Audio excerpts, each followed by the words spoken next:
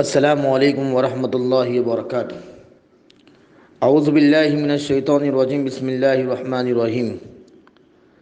وعن ابن عمر قال قال رسول اللہ صلی اللہ علیہ وسلم الشوم فی المرأة والدار والفرس، متفق علیہ۔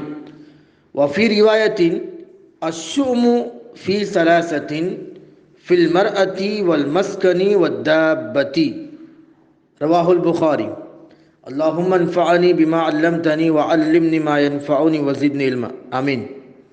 عزیز طلبہ، آپ کے سامنے مشکاۃ المصابیح کتاب النکاح کی حدیث نمبر 8 اور مشکاۃ المصابیح کا محاضرہ نمبر 4 لے کر حاضر ہوا ہوں۔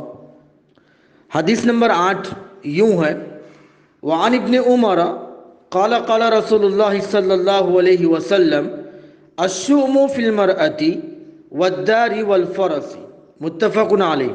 وفی روایت الشؤم فی ثلاثۃ فی المرأة والمسکن والدابة۔ اس حدیث کو امام بخاری نے روایت کیا۔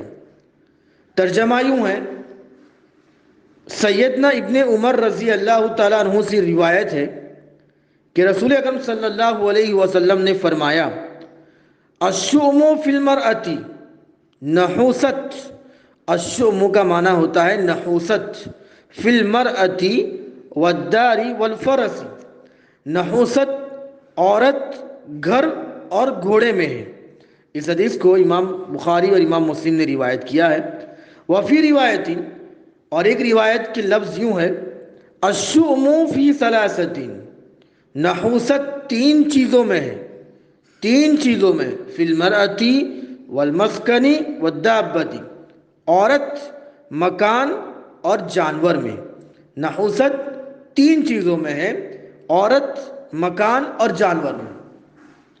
عزیز طلبہ، یہ حدیث کا ترجمہ ہوا۔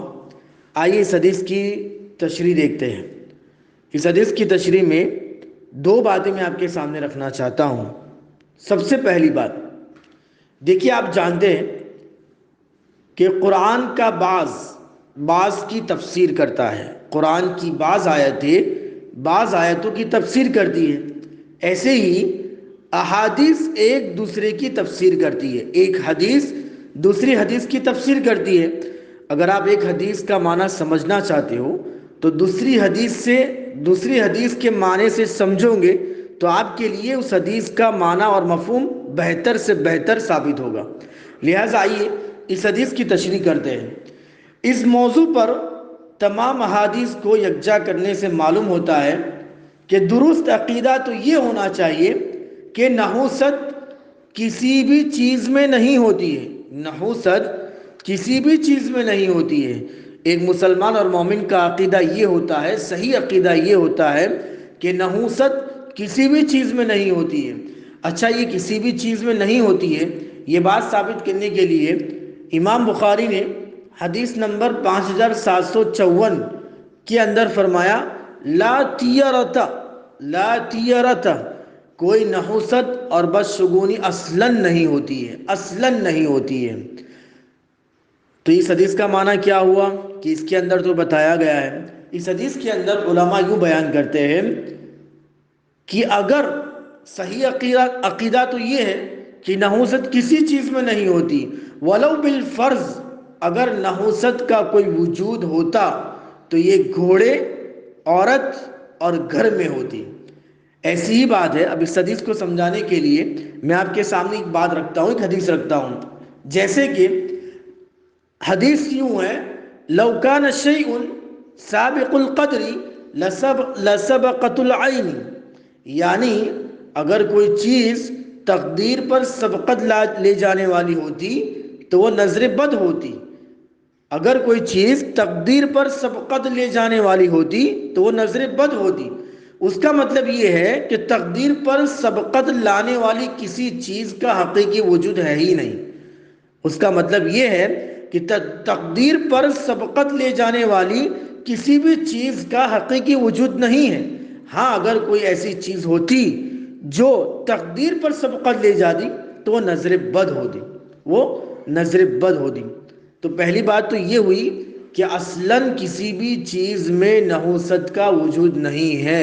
اگر نحوست کسی چیز میں ہوتی تو وہ تین چیزوں میں ہوتی ہے۔ اگر ہوتی یہ آپ سمجھ لیں، اگر ہوتی تو وہ تین چیزوں میں ہوتی۔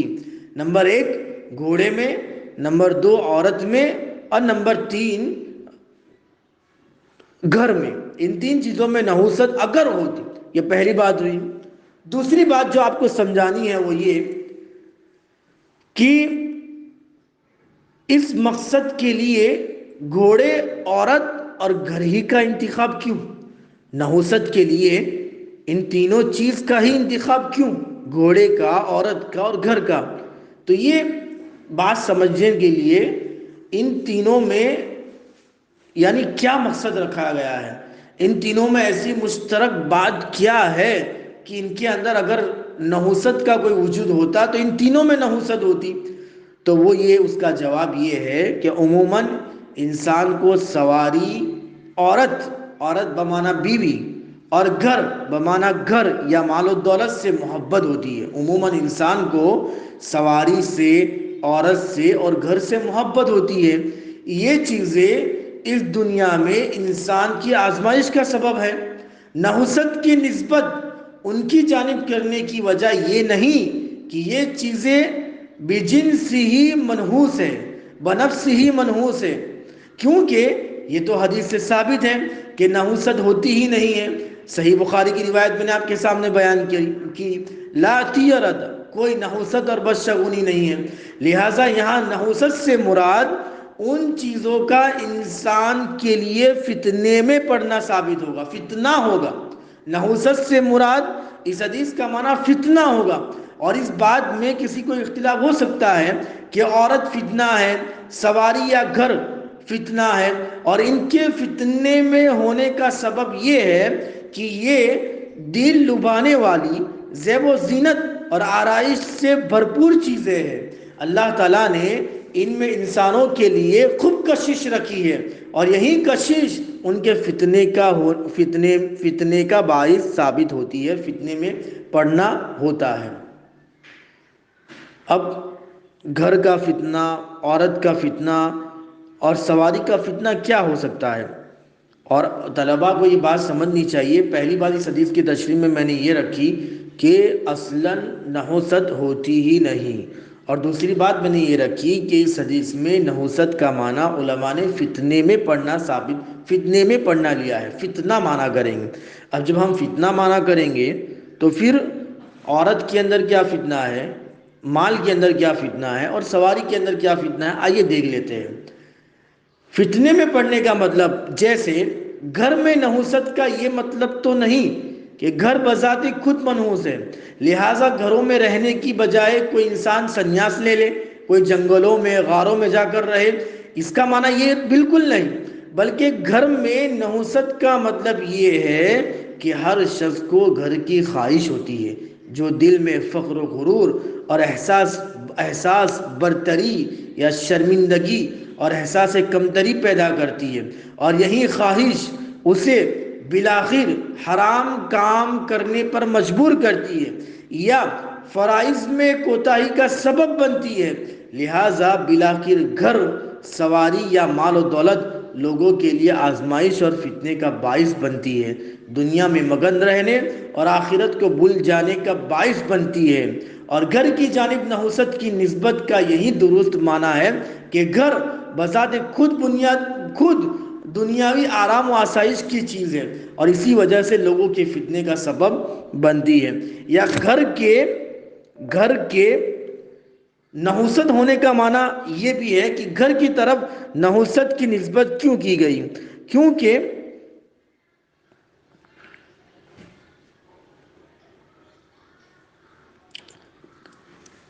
گھر کی نحوست سے گھر کی تنگی یا بری ہمسائیگی، برے پڑوسی مراد ہے، جو گھر کو تنگ و تاریک کر دیتی ہے، اور اگر پڑوسی برا مل جائے تو پھر وہ گھر اس کے لیے نحوست والا ثابت ہو سکتا ہے، یہ بھی معنی آپ کر سکتے ہیں۔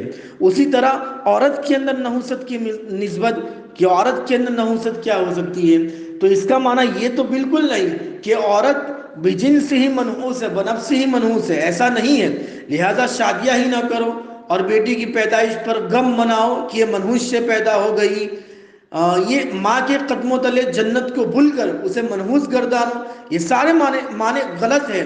ایسے معنی لینے والے، اخذ کرنے والے خود الٹی کھوپڑی کے ہوتے ہیں، جو ہر سیدھی چیز کو بھی بغض و عناد کے سیاہ آئینے میں الٹا دیکھنے کے عادی ہوتے ہیں۔ یہاں بھی نحوست کی نسبت فتنے ہی کے معنوں میں ہے، اور یہی درست معنی ہے کہ عورت بذات خود چونکہ آرائش کا سامان ہے، اس میں اللہ تعالیٰ نے کشش رکھی ہے، زیب و زینت کی شے بنایا ہے، لہٰذا اس کی وجہ سے انسان فتنے میں مبتلا ہو سکتا ہے۔ اور اسی طرح عورت کا نحوست ہونا یہ بھی ہے کہ عورت کا مہر زیادہ مقرر کیا گیا ہو، یا عورت کی بد مزاجی ہو، وہ تند خو زباں ہو، دراز زباں ہو، اور عورت کی نحوست کا معنی یہ بھی بیان کیا گیا ہے کہ وہ بانجھ پن ہو، بانجھ عورت ہو، یہ بھی انسان کے لیے نحوست ہوتی ہے۔ تو یہ حدیث کا معنی آپ یوں سمجھیے، نمبر ایک، پہلی بات تو یہ کہ کوئی کسی بھی چیز میں نحوست نہیں ہوتی ہے، اگر نحوست ہوتی ولو بالفرض، اگر کا لفظ آپ سمجھ لیجیے، اگر نحوست ہوتی تو ان چیزوں میں نحوست ہوتی، ان تین چیزوں میں، عورت، گھر اور سواری میں نحوست ہوتی۔ دوسری بات یہ کہ نحوست کا معنی علماء نے اس حدیث کے اندر فتنے میں پڑھنا لیا ہے، فتنے میں پڑھنا مراد لیا ہے، اور عورت کا فتنہ میں نے آپ کے سامنے رکھا، سواری کا فتنہ آپ کے سامنے رکھا، گھر کا فتنہ میں نے آپ کے سامنے رکھا۔ تو یہ باتیں آپ کو سمجھنی ہیں۔ امید کرتا ہوں یہ حدیث آپ کو سمجھ میں آئی ہوگی۔ السلام علیکم ورحمۃ اللہ وبرکاتہ۔